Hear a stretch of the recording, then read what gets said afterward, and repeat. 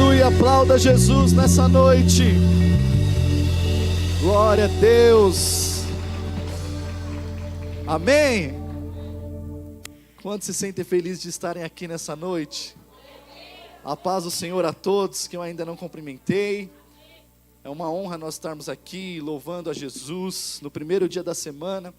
Isso é como se nós estivéssemos entregando a nossa primícia a Deus, amém? As primícias da sua adoração, as primícias do seu louvor, e eu tenho certeza que Deus recebeu nessa noite. Estou feliz também de ver alguns irmãos que a gente só tem o privilégio de ver no domingo.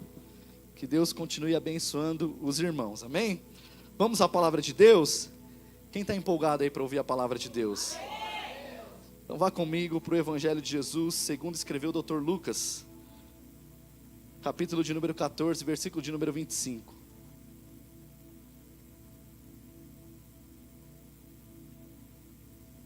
Evangelho de Jesus, segundo escreveu Lucas, capítulo de número 14, versículo de número 25. João vai ministrar comigo aqui, amém? Deixa Deus te usar aí, varão. Quantos acharam, digam amém. Glória a Deus. Eu tentei fugir desse texto aqui, não consegui, presbítero Elcio.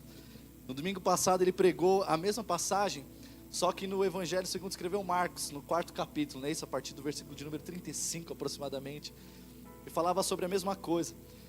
E o título da mensagem dele era o Evangelho que nós temos que viver com a cruz.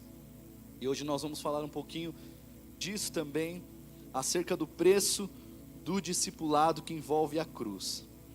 Diz assim: e uma grande multidão ia acompanhando Jesus, e esse voltando para ele disse: se alguém vem a mim e ama o seu pai e a sua mãe, sua mulher e seus filhos, seus irmãos e as suas irmãs, e até a sua própria vida, mais do que a mim, não pode ser o meu discípulo. Meu Deus, é forte, né? 27. Aquele que não carrega a sua cruz e não me segue, não pode ser o meu discípulo. Qual de vocês, se quiser construir uma torre, não se assenta primeiro e calcula o preço para ver se tem dinheiro suficiente para completá-la? Pois se lançar o alicerce e não for capaz de terminá-la, todos os que a virem rirão dele, dizendo: este homem começou a construir e não foi capaz de terminar. Ou qual é o rei que pretende sair à guerra contra outro rei? Primeiro não se assenta e pensa se com 10.000 homens é capaz de enfrentar aquele que vem contra ele com 20.000? Se não for capaz, enviará uma delegação enquanto o outro ainda está longe, e pedirá um acordo de paz. Da mesma forma, qualquer de vocês que não renunciar a tudo, olha isso, qualquer de vocês que não renunciar a tudo que possui, não pode ser o meu discípulo.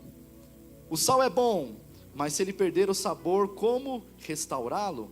Não serve nem para o solo, nem para adubo, é jogado fora. Aquele que tem ouvidos para ouvir, ouça.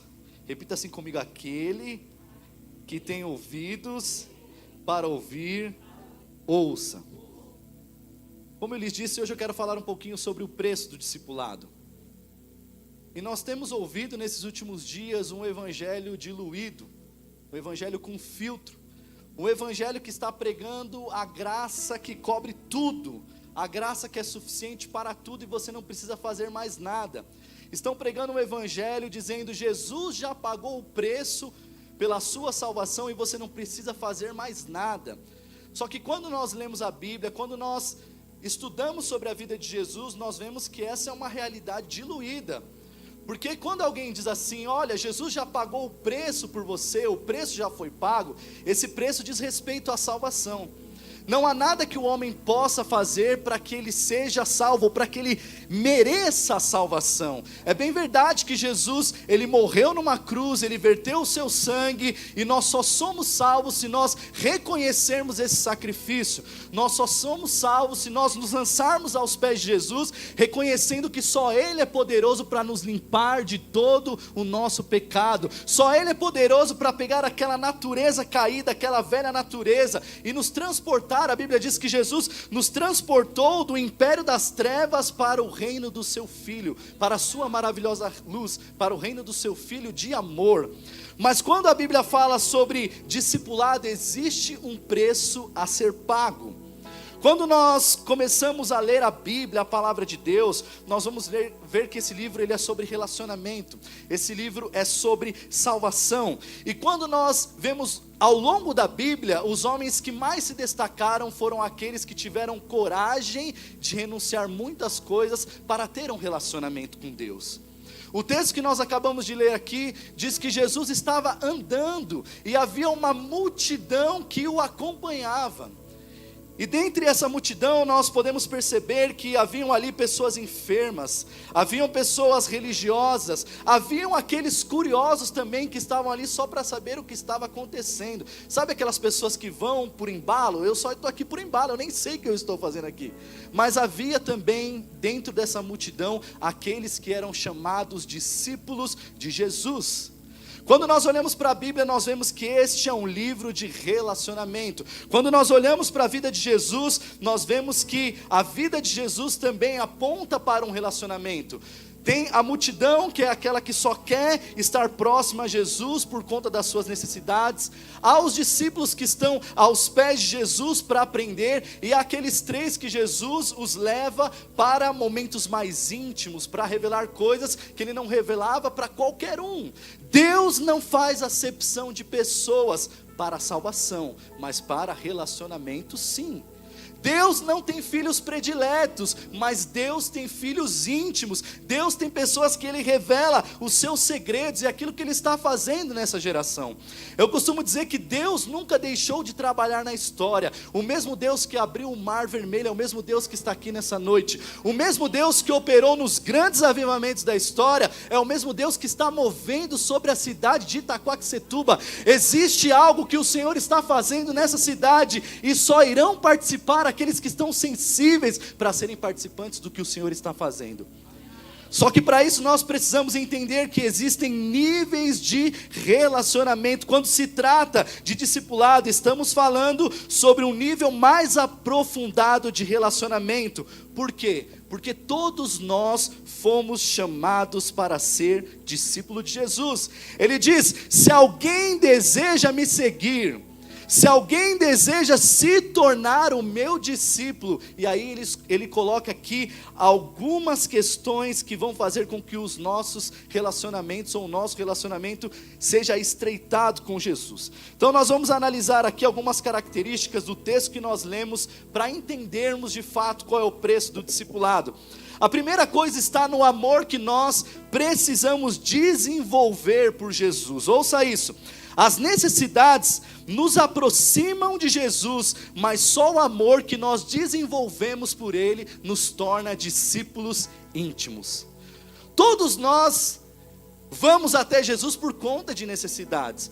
O nosso primeiro contato com o Evangelho é por conta das necessidades. Muitos de nós estávamos perdidos no mundo das drogas, muitos de nós estávamos perdidos na prostituição, outros estavam enfermos, outros estavam aprisionados. Então, o primeiro contato que muitos de nós tivemos com o Evangelho foi por conta da nossa necessidade. Mas depois que Jesus vem e nos cura, depois que Jesus vem e abre a porta, depois que Jesus vem e resolve a sua situação financeira, depois que Jesus vem e resolve o seu casamento, Ele diz: se alguém deseja me seguir e ama mais o seu pai e a sua mãe e os seus irmãos e a sua própria vida mais do que a mim, não pode ser o meu discípulo. Nós costumamos, irmãos, colocar muitas coisas como prioridade, mas nessa noite o Senhor nos chama à reflexão de que nós precisamos priorizar o chamado que Ele tem na nossa vida. Amar mais a Jesus do que amar pai e mãe não significa abandoná-los, mas não usá-los como uma desculpa para não atender o chamado. Sempre que Jesus te chamar para segui-lo, você precisa ter disposição para colocar o seu chamado como prioridade. E nós temos visto que essa não é a realidade de hoje, da igreja brasileira, infelizmente, muitos de nós fazemos parte da multidão, porque quando o Senhor nos chama para estreitar o relacionamento, nós colocamos muitas desculpas, nós colocamos muitas coisas entre nós e o nosso chamado. É só olhar para a realidade da igreja. Tem muito irmão que você diz: irmão, por que você não veio no culto hoje? Ah, porque o filho estava enfermo, porque tinha problema no trabalho, porque era o marido, porque era o fulano, porque era o Beltrano, e nunca vem e nunca aparece. E aí essa palavra se enquadra muito bem na nossa realidade de vida. Não use o seu pai e a sua mãe, não use os seus familiares, não use as pessoas como uma barreira entre você e o seu chamado, porque quando você prioriza o seu chamado, você começa a desenvolver um amor por Jesus através do seu relacionamento. Como que nós fazemos para desenvolver um relacionamento com Cristo? É entendendo que nós só podemos amá-lo porque Ele nos amou primeiro. Irmãos, nós podemos sentir esse amor diariamente, porque a graça de Deus, ela renasce todos os dias sobre as nossas vidas. Se você pecar e você se arrepender, a Bíblia diz que você tem um advogado justo e fiel diante de Deus, que é poderoso para perdoar os seus pecados. A cada dia o Espírito Santo está batendo a porta do seu coração, querendo ter um relacionamento contigo. Então é fácil nós desenvolvermos um amor por Jesus, porque Ele já nos amou primeiro. É difícil nós vivermos um amor de um sentimento não correspondido, mas quando você entende que Jesus está de braços abertos a cada dia para te renovar, para entregar algo novo para você, e você se lança nos braços dele, você começa a desenvolver um amor por Jesus. Nós precisamos amar a Jesus porque Ele é o Cordeiro de Deus que tirou o pecado do mundo. Nós precisamos amar a Jesus porque Ele é a ressurreição e a vida. Nós precisamos amar a Jesus porque Ele é o pão vivo que desceu do céu. Nós precisamos amar a Jesus porque Ele é o nosso Salvador. Então o preço do discipulado está no amor que nós precisamos desenvolver por Jesus. Só que o amor é diferente do que muitos de nós pensamos. O amor não é um sentimento, o amor é uma decisão. A Bíblia diz que Ele nos amou quando nós ainda estávamos mortos em nossos pecados, em nossos delitos, que Ele não nos tratou segundo as nossas iniquidades, mas Ele preferiu nos amar. Então quando nós olhamos para Jesus, nós entendemos que um amor não tem a ver com o sentimento, o amor tem a ver com uma decisão. Por quê? Porque os sentimentos variam, mas o amor permanece. Hoje eu posso estar bem com o Claudião, amanhã não, mas se eu for motivado pelo amor, eu não vou deixar de me relacionar com ele. Por quê? Porque o amor não é um sentimento, eu preciso amá-lo assim como Cristo me amou. Imaginem, queridos, se o amor fosse um sentimento, se nós não estivéssemos bem e Jesus dissesse: hoje eu não vou me achegar a esse camarada não, hoje eu não vou revelar algo novo sobre a vida dele não. Então entenda, querido, saia daqui nessa noite entendendo que o amor não é um sentimento, o amor não é superficial como muitas pessoas pensam, o amor é uma decisão, e os sentimentos variam, mas o amor nunca falha. Quando nós olhamos para a igreja de Coríntios, a Bíblia diz que não faltava nenhum dom naquela igreja. Uma igreja que foi abastecida com todos os dons espirituais, mas era uma igreja que estava se perdendo na questão dos dons, não estava conseguindo administrar aquilo que Deus havia dado. E então Paulo, para tentar ajudá-lo, ele vai escrever 1 aos Coríntios, capítulo de número 13, no final do capítulo de número 12, Paulo diz assim: olha, buscai os melhores dons, mas eu vos mostrarei um caminho mais excelente. Ainda que eu falasse a língua dos homens e dos anjos, se não tivesse amor, seria como o sino que soa e o prato que tine. Em outras palavras, nós só faríamos barulho. Então Paulo está dizendo assim: olha, tudo vai passar, mas o amor permanece, o amor nunca falha. Paulo diz: agora permanecem a esperança, a fé e o amor, esses três, mas o maior desse é o amor. Então que nós possamos olhar para a nossa realidade de vida, para o nosso chamado, para aquilo que Jesus nos chamou para fazer e para ser, para quem Jesus nos chamou para ser, e dar uma resposta para esse amor todos os dias. Se você quer seguir a Jesus, não existe nada que pode te impedir. Não existe família que possa te impedir, não existe trabalho que possa te impedir, não existem pecados que possam te impedir. Por quê? Porque quando você segue a Jesus, Ele te purifica dos seus pecados, Ele te renova, Ele te lava, Ele te limpa, Ele completa a obra na sua vida. Mas existe uma responsabilidade que repousa sobre cada um de nós, é o amor que nós precisamos desenvolver por Jesus. Irmãos, falar sobre amor hoje é muito raso para muitas pessoas. Por quê? Porque Paulo diz que nos últimos dias o amor de muitos se esfriaria, que os homens seriam amantes de si mesmos, que o Deus desse século seria o seu próprio ventre. Então sabe como que as pessoas vivem um evangelho hoje? Um evangelho conveniente. Se eu não estou feliz, eu não quero mais. Se não me faz bem, eu não quero mais. Irmãos, quer ver o coração do pastor fechar? É quando alguém diz assim: ah, pastor, eu não estou mais me sentindo bem aqui. Deixa eu dizer algo para você: igreja não é lugar para se sentir bem, igreja é lugar para derramar o amor de Cristo sobre as outras pessoas, e para isso você precisa aniquilar-se a si mesmo, pois Jesus está dizendo: quem não toma a sua cruz e não me segue, não pode ser o meu discípulo. Então o Senhor nos traz aqui nessa noite para derramar essa palavra de avivamento. Eu posso ouvir um glória?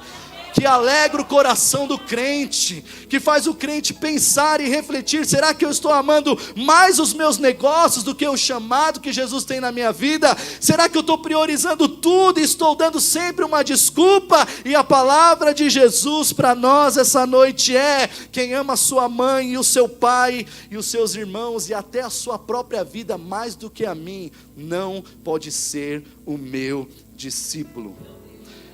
Senhor, eu não quero fazer parte da multidão, eu quero ser o seu discípulo. Mas para isso existe um preço a ser pago, e nós precisamos entender. Paulo vai dizer, Paulo não, o Evangelho de Lucas vai dizer, que nós precisamos morrer para a nossa velha vida. Versículo de número 27. Aquele que não carrega a sua cruz e não me segue, não pode ser o meu discípulo. Não existe evangelho sem cruz, porque não existe evangelho sem morte. O evangelho não é uma causa para se viver, o evangelho é uma causa para se morrer. Se hoje nós estamos aqui em uma igreja confortável, com ar-condicionado, ouvindo louvor top, com telão top, transmissão ao vivo, é porque muita gente pagou o preço derramando o seu próprio sangue, a sua própria vida, para que a palavra chegasse até nós. Então nós precisamos entender que o evangelho não é uma causa para se viver, porque não existe evangelho sem cruz. O evangelho é uma causa para se morrer, e quando nós morremos com Cristo, Ele é poderoso para nos ressuscitar para uma nova vida. Aquele que mentia não mente mais, aquele que traía sua esposa não trai mais, aquele que falava palavrão não fala mais. Por quê? Porque ele foi crucificado com Cristo e ressuscitou uma nova criatura. Só que nós hoje não queremos fazer sacrifício nenhum, queridos. Precisamos morrer para a nossa velha vida. Será que você pode dizer assim comigo: eu preciso morrer para a minha velha vida? Escute isso: Deus não vai te pedir nada que não lhe custe algo, sem que Ele esteja disposto a te entregar algo maior. Eu vou repetir para ver se dá um glória aí, cutuca o irmão que está do seu lado. Deus não vai te pedir nada que lhe custe algo, sem que Ele esteja disposto a te entregar algo maior. O que Deus tem para te entregar nem se compara com o seu sacrifício, querido, porque em matéria de dar, ninguém nunca vai ganhar de Deus.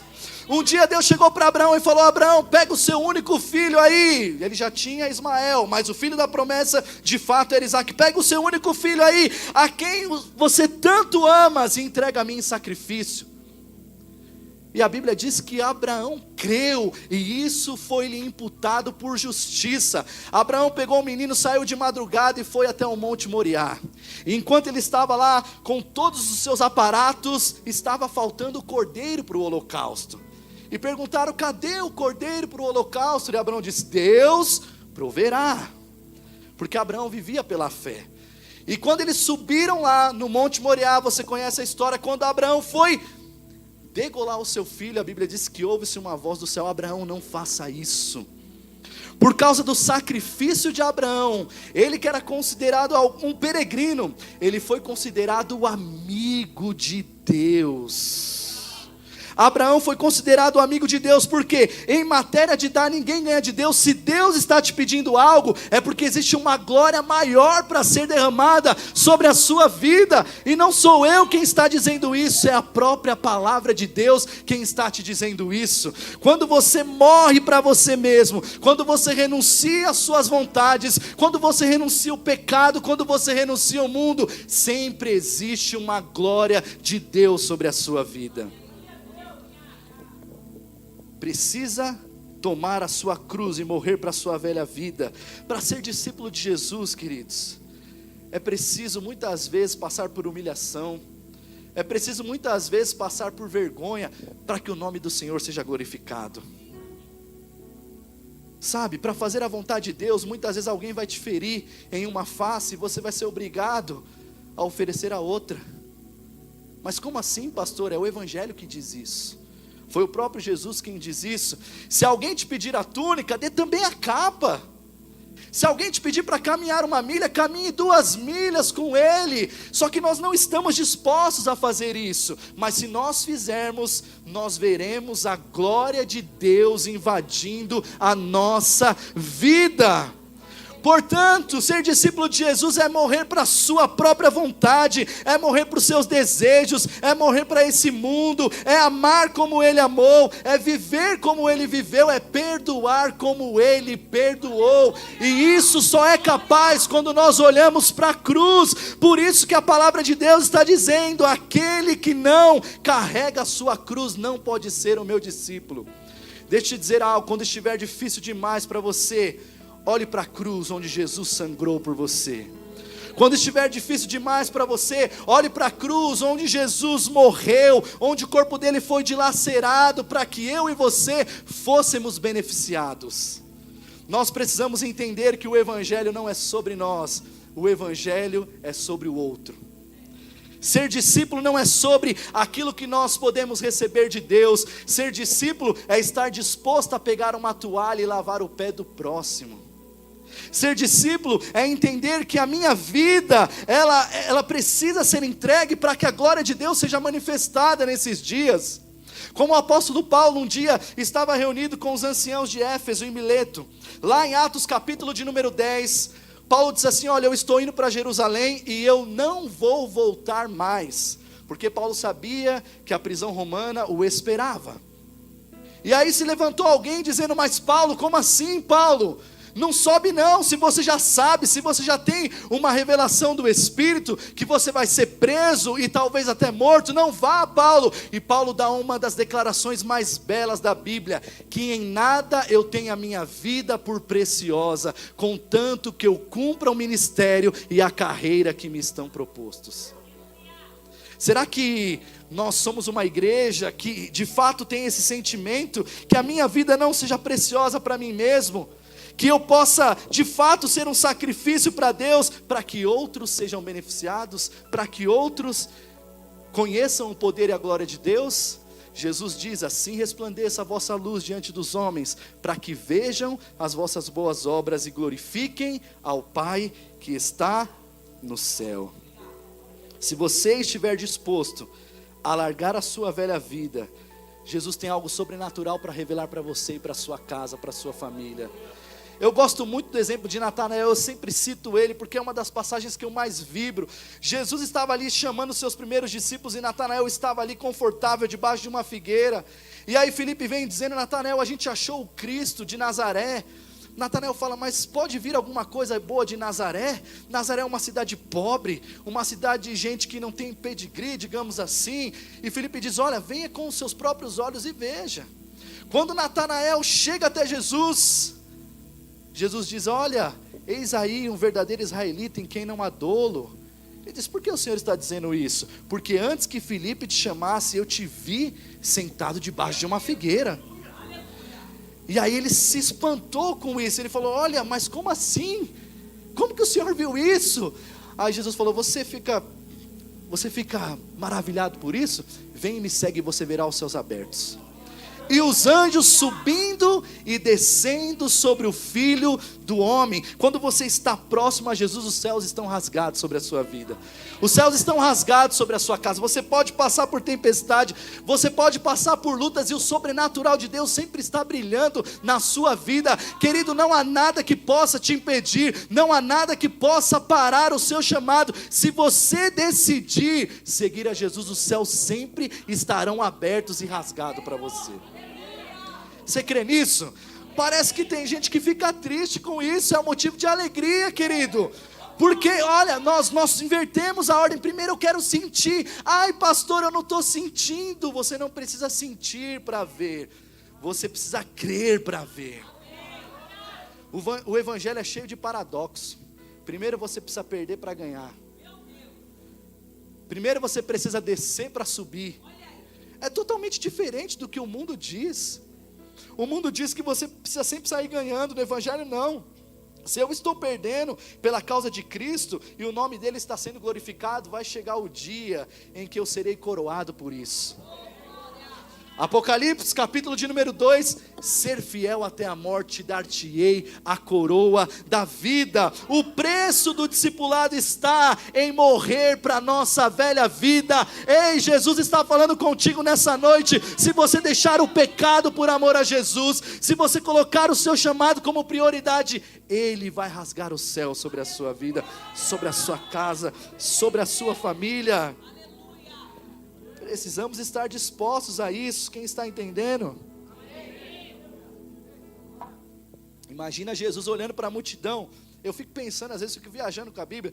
Jesus está andando aqui, a multidão acompanhando, e ele incomodado. Mas por que está me acompanhando?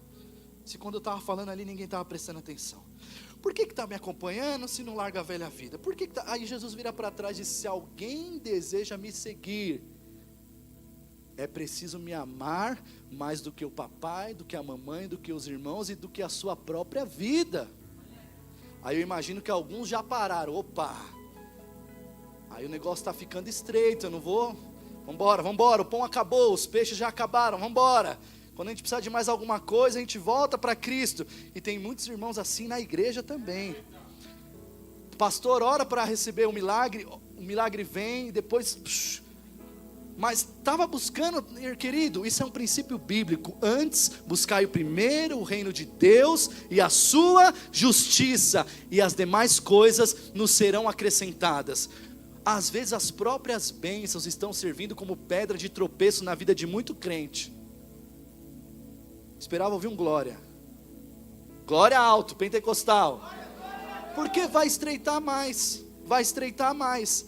E aí Jesus diz assim: olha, qual de vocês, se quiser construir uma torre, versículo de número 28, qual de vocês que quiser construir uma torre, primeiro não se assenta para calcular o preço, para ver se tem dinheiro suficiente para completá-la. Sabe o que a Bíblia está dizendo? Que o preço do discipulado está no testemunho enxergado. O preço do discipulado está no testemunho enxergado. Por quê? Porque quando Pedro tentou negar Jesus, os caras disseram: você anda como ele, você fala como ele, você se veste como ele. Uma vez que você esteve com Jesus, não tem mais jeito, você tem cheiro de crente, você tem cacuete de crente, você tem fala de crente, e não adianta você tentar voltar para a sua velha vida, que você já está marcado. Então Jesus está falando aqui: olha, se vocês realmente querem me seguir, vocês primeiro precisam sentar, pegar uma caneta e calcular para ver se vocês estão dispostos a irem até o final. Precisamos calcular o preço do nosso chamado, porque ele custa tudo que nós temos.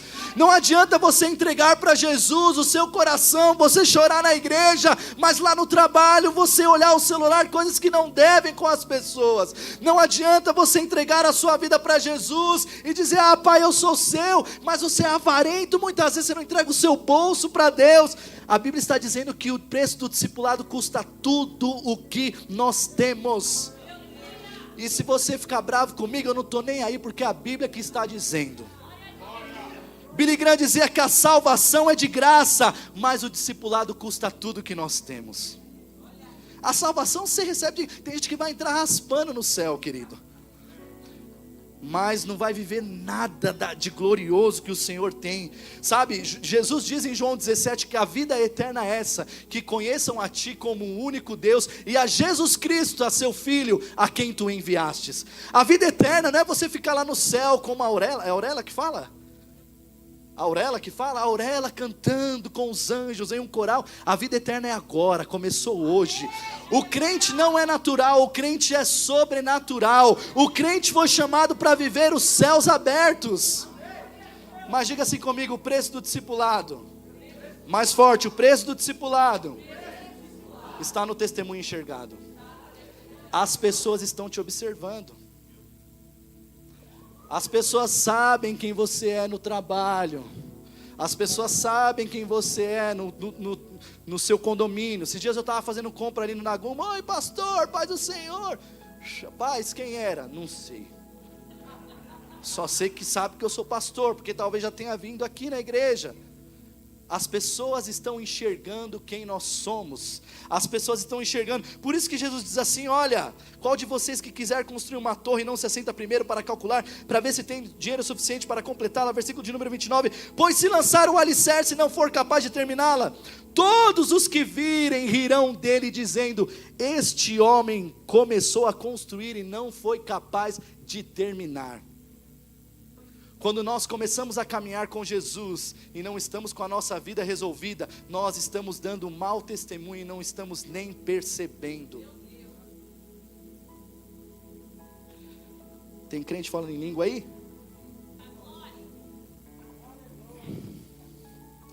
Se existe algo que você precisa resolver no passado, hoje é dia de trazer a sua memória e resolver. Eu não sei qual foi o dia que você deixou o fogo do Espírito Santo ser apagado no seu coração, mas essa é uma noite profética para que ela seja reacendida no nosso coração. A chama de Jesus vai reacender coração de crente aqui em nome de Jesus. Só que nós precisamos voltar ao passado e pensar naquilo que nós deixamos lá para resolver. Para a igreja de Éfeso, Jesus diz assim, ó, lembra-te de onde caístes, arrependa-te e volte a praticar as primeiras obras. Lembra do dia que deixastes o teu primeiro amor. Eles não perderam o primeiro amor, eles abandonaram. Porque se eles tivessem perdido, seria difícil para achar, mas eles sabiam onde eles haviam abandonado o primeiro amor. Será que você pode fazer uma análise introspectiva aí e lembrar qual foi o dia que você deixou a chama do Espírito Santo se esfriar no seu coração? Talvez porque alguém te disse uma palavra inoportuna e não há problema. As coisas acontecem, seja na igreja, seja lá fora, porque a cada dia nós precisamos entender que existe uma batalha espiritual. Mas será que você pode se lembrar qual foi o dia que você perdeu o brilho nos olhos?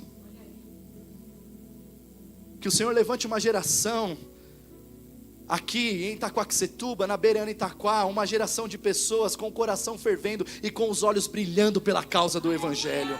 É muita gente dando desculpa, é muita gente, retrocedendo, mas nós não somos daqueles que retrocedem, nós iremos avançar para a glória de Deus.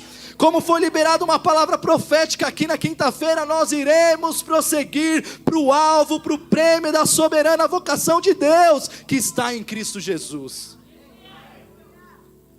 Sabe, o preço do discipulado está no testemunho enxergado. O problema de vivermos uma vida apegada a alguma coisa no passado é que por vezes estamos dando mau testemunho e não estamos nem percebendo. Quantos se lembram da história de Eliseu? Eliseu foi o profeta que deu continuidade ao ministério do profeta Elias, um dos homens mais extraordinários da Bíblia. Mas a palavra de Deus diz que antes de Eliseu seguir Elias, a Bíblia diz que ele queimou tudo que ele tinha. Que loucura é essa? A Bíblia diz que ele pegou as suas carroças, os seus bois. Esses eram bens de pessoas bem-sucedidas na época. Eliseu pegou as suas carroças, os seus bois, e ele queimou porque ele queria ir sem que houvesse nada que o prendesse no passado. Essa é uma noite de nós queimarmos tudo aquilo que ficou para trás, para que nada seja um empecilho entre nós e o nosso chamado. Por quê, pastor? Porque existe algo lindo que o Senhor vai fazer nesse ano ainda de 2023. Existem mais pessoas para serem alcançadas, existem mais pessoas para serem batizadas, existem mais pessoas para serem libertas. E Jesus conta com quem? Com os seus discípulos, com a sua igreja. Pastor, mas você não sabe como que está a minha vida, pastor. Eu não sei, mas Deus sabe. Mas eu quero dizer para você que enquanto você faz a obra dele, Ele cuida de você. Enquanto você faz a obra dele, Ele cuida dos seus celeiros. Enquanto você faz a obra de Deus, Ele cuida da sua família. Querido, se preocupe em fazer a obra de Deus e você não vai ter falta de nada. Faça a obra de Deus e você não terá falta de nada. Quantos podem glorificar a Jesus por isso? As pessoas precisam olhar para você e precisam desejar ser quem você é. Eu quero ser igual a Verônica porque ela brilha o olho por Jesus. Eu quero ser influenciada por gente que ama mais Jesus do que eu. Eu quero andar com gente que ama mais Jesus do que a mim. Eu quero andar com gente que tem brilho no olho. Eu quero andar com gente que tem uma palavra de vitória. Eu quero andar com gente que me ensine a ser cada dia melhor para a glória de Deus. Seja você a diferença dos lugares onde você coloca a planta dos seus pés. A Bíblia diz: bem-aventurado o varão que não anda segundo o conselho dos ímpios, que não se detém no caminho dos pecadores, nem se aceita a roda dos escarnecedores. Antes ele tem o seu prazer na lei do Senhor, e na sua lei medita de dia e de noite, porque ele será como uma árvore plantada junto a ribeiros de água, o qual as suas folhas não caem nem murcham, e tudo quanto fizer, meu Deus, quem pode pegar essa palavra? E tudo quanto fizer, prosperará. Oh,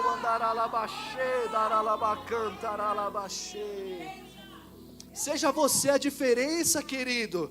Quando você estiver no emprego e lá no seu trabalho começar uma palavra inoportuna, comece a falar das coisas de Deus, porque as trevas só podem sair quando a luz chega.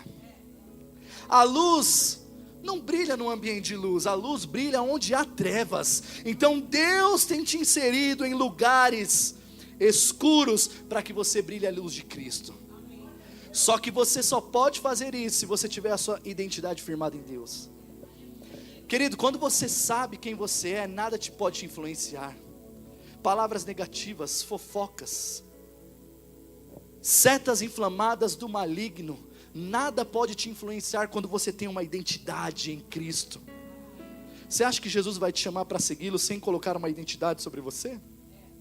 Pedro, segue-me e você não será mais pescador de peixes, você será pescador de almas. Pedro, tu és pedra, e sobre esta pedra, falando dele, eu edificarei a minha igreja, mas tu serás uma pedra importante, que vai pregar, e 5.000 almas vão se converter, porque Deus colocou sobre a vida de Pedro uma nova identidade nele. Deus chamou Levi para segui-lo, e fez dele um homem, ele fez dele um homem diferente, porque ele era totalmente mal visto pela sociedade, mas agora ele era um discípulo que andava com o seu mestre, que andava com Cristo. Se você tem um relacionamento com Jesus, se você caminha com Ele, se você ama Ele, isso aqui passa a ser uma realidade na sua vida. O preço do discipulado está no propósito alcançado. Quem está com a Bíblia aberta, diga amém. Versículo de número 34. O sal é bom, mas se ele perder o sabor, como restaurá-lo? Não serve nem para o solo, nem para adubo. Obrigado, minha irmã. Está um calor danado aqui. Precisa colocar um ar-condicionado aqui, Jesus. Quem pode glorificar a Deus por isso? É bom que o pastor perde uns quilinhos também, né? Está precisando, pastor, perder uns quilinhos. Aleluia. Versículo de número 34, quem está comigo diz amém. O sal é bom, mas se ele perder o sabor, como restaurá-lo? Não serve nem para o solo, nem para o adubo, é jogado fora. Aquele que tem ouvidos para ouvir, Jesus está dizendo que nós somos sal e nós não podemos perder o sabor. Por que nós não podemos perder o sabor? Porque é o sal que de fato faz a diferença. Você pode fazer uma comida maravilhosa com todos os temperos que você comprar lá na loja da Irmã Maria, os temperos, mas se faltar o sal, querido, a comida não vai ter gosto. Tem crente que tem tudo, ele tem perfil, ele sabe falar, ele sabe, mas falta o sal. É o sal que é a essência, querido, é o sal que é o sabor, é o sal que faz as pessoas te olharem e dizerem: lá vai aí um verdadeiro crente, um verdadeiro filho de Deus, um verdadeiro discípulo. E aí quando as pessoas estão desesperadas, sabe na porta de quem elas vão bater? Na sua porta. Não se espantem se pessoas baterem na sua porta, pedindo para expulsar demônio, pedindo para orar por enfermidade. Por quê? Porque você está sendo enxergado como sal. Se o sal perder o sabor, não presta para mais nada. É por isso que a Bíblia está dizendo: quem tem ouvidos, ouça o que o Espírito diz às igrejas. O sal tem duas finalidades: dar sabor e gerar sede. Não é gostoso você comer? Quantos almoçaram bem aqui hoje? Aquela comidinha, eu comi um churrasco hoje, querido, com sal grosso. Aleluia. Falei até em mistério. Mas depois eu tomei refrigerante pra caramba. E aí quando eu cheguei em casa eu falei: eu preciso de água porque eu estou com sede. Por quê? Por causa do sal. O sal gera sede. Se as pessoas que estão à sua volta não têm sede de Deus, é porque você não tem sido sal. Mas nessa noite o Senhor está restaurando. Nessa noite o Senhor está trazendo a essência, queridos, porque Ele não traz uma palavra para te desanimar, Ele não traz uma palavra para você sair daqui cabisbaixo, Ele traz uma palavra para dizer: o Espírito está clamando às igrejas, ouça e você será restaurado, ouça e você será o meu discípulo.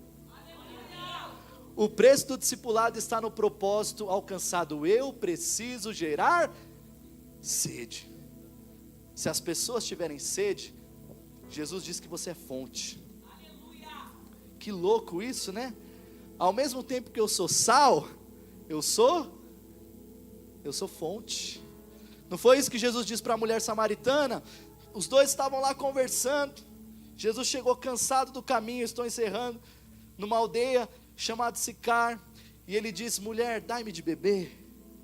A mulher vira para ele: como o Senhor, sendo judeu, pede a mim de beber, que sou mulher samaritana? Ele diz: mulher, se tu conheceras o dom de Deus, e quem está falando contigo, tu lhe pedirias, e ele te daria água viva. Aí a mulher interessou, teve um insight. Ela falou: mas peraí, como que o Senhor vai me dar água viva se o poço é fundo e o Senhor não tem com que tirar a água? Ele falou: mulher, qualquer que beber dessa água aqui tornará a ter sede, mas aquele que beber da água que eu lhe der, esse nunca mais terá sede, porque a água que eu lhe der se fará nele uma fonte que saltará para a vida eterna. Ao mesmo tempo que você é sal, que você atrai as pessoas, a palavra que está emanando da sua vida é água, é Cristo, está alcançando, está curando de depressão, está libertando os cativos, está fazendo meu Deus, será que tem alguém me entendendo aqui nessa noite? Você é fonte, irmão. Fale da palavra, fale de Jesus. Vale a pena ser fiel, vale a pena ser um verdadeiro discípulo, porque você verá a glória de Deus invadindo a sua vida, a sua casa e as pessoas que estiverem ao seu redor, em nome de Jesus. Que o Senhor nos faça nessa noite verdadeiros discípulos. Jesus falou para a mulher samaritana: o Pai procura verdadeiros adoradores que o adorem em espírito e em verdade. Porque depois que Jesus falou da fonte, ela diz: olha, Senhor, os nossos pais dizem que é nesse monte aqui que se adora, e vocês dizem que é em Jerusalém. Por que depois que Jesus falou de água, ela falou de adoração, e culmina para aquilo que nós estamos entendendo nessa noite? Porque os samaritanos ali, havia um monte Gerizim, e lá havia a igreja dos samaritanos, e como os samaritanos, eles eram rejeitados pelos judeus, eles não adoravam em Jerusalém, eles adoravam no monte Gerizim. Então a mulher perguntou para Jesus: quem está certo? Nós ou vocês? Senhor, vocês dizem que é em Jerusalém o lugar de se adorar. Os nossos pais disseram que é nesses montes aqui. Jesus falou, nem em Jerusalém e nem nesses montes.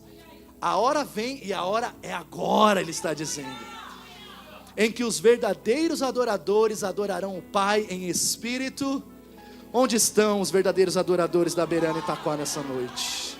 Será que você tem um cântico de louvor nos seus lábios aí, querido? Será que você tem uma palavra para exaltar o nome daquele que vive e reina para todo sempre?